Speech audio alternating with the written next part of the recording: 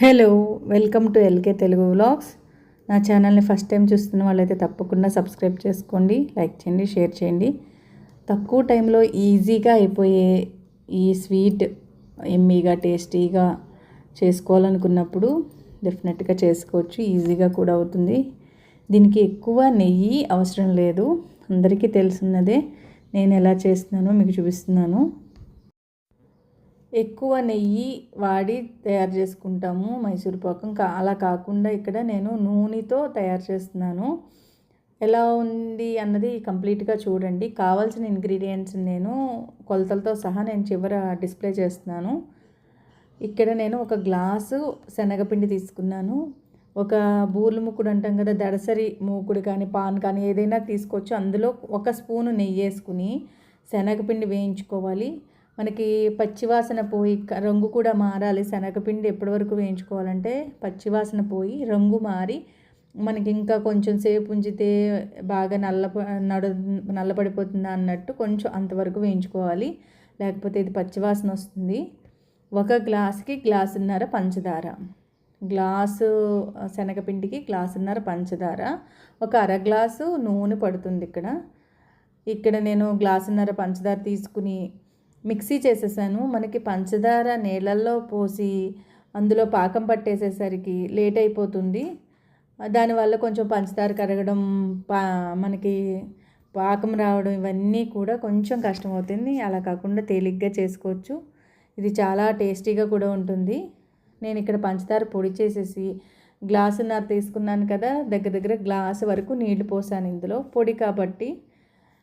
అలా తీసుకున్నాక తొందరగా వచ్చేసింది, పాకం వచ్చేసింది. మనకి పంచదార చక్కగా కరిగిపోయింది, తొందరగా పాకం కూడా వచ్చింది. అప్పుడు ఈ శనగపిండిని ఉండలు కట్టేస్తుంది. మనం వేయించినప్పుడు కొంచెం ఉండలుగా ఉంటుంది. అలాంటప్పుడు ఇలాగా ఉండల్ని చితిపేసుకుని కుదిరితే జల్లెడ పట్టుకోగలిగితే జల్లెడ పట్టుకోవచ్చు, లేదంటే ఇలాగా మనకి చేత్తో చేసేసుకుని పాకం వచ్చాక అందులో కలుపుకోవాలి. ఇక్కడ మనకి పాకం పంచదార అంతా కరిగిపోయి ఇలా నొరగొస్తుందంటే కొంచెం తీగ పాకం వచ్చే వరకు ఉంచుకుని అప్పుడు ఈ శనగపిండి వేసుకుంటే రెండు కలిపి బాగా ఉడుకుతాయి. మంచి రుచి కూడా వస్తుంది మనకి. అంటే బాగా ముదురు పాకం అంటే శనగపిండి పచ్చివాసనలాగా అలా అనిపిస్తుంది. అలా కాకుండా సమానమైన పాకం. ఇప్పుడు చూసారా, ఎంతోసేపు పట్టదు. మనం ఆల్రెడీ పొడి చేసి పెట్టుకున్నాము, తొందరగా పాకం వచ్చేసింది. ఇందులో శనగపిండి వేసి కలిపితే మనకి తొందరగా గట్టి పడుతుంది. మొత్తం ఈ ప్రాసెస్ అంతా ఒక అరగంట ముప్పావు గంట వరకు పడుతుంది.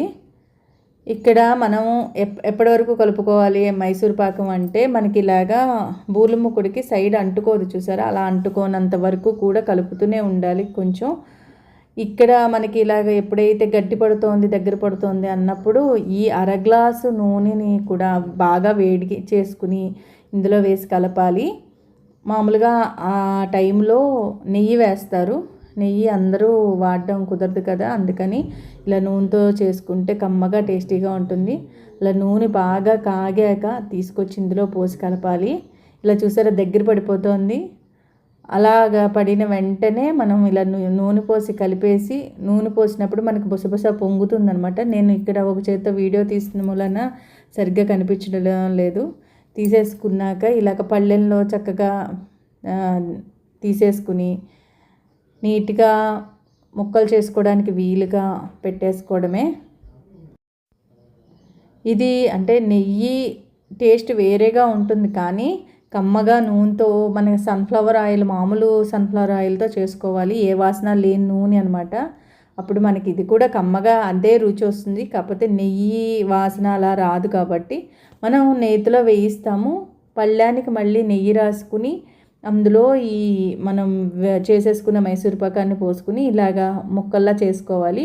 కొంచెం చల్లారిన వెంటనే కూడా మనకి ముక్కలు విడివిడిగా వచ్చేస్తాయి. గుల్లగా చక్కగా వస్తుంది. ఎలా వచ్చిందో మీరు వీడియోలో చూడండి. ఫస్ట్ టైం ట్రై చేసేవాళ్ళు చిన్న గ్లాస్, టీ గ్లాస్ అంటాం కదా, అలా ట్రై చేయండి. ఇక్కడ 1 or 2 టైమ్స్ చేస్తే డెఫినెట్గా నీట్గా వస్తుంది మనం అనుకున్న విధంగాను.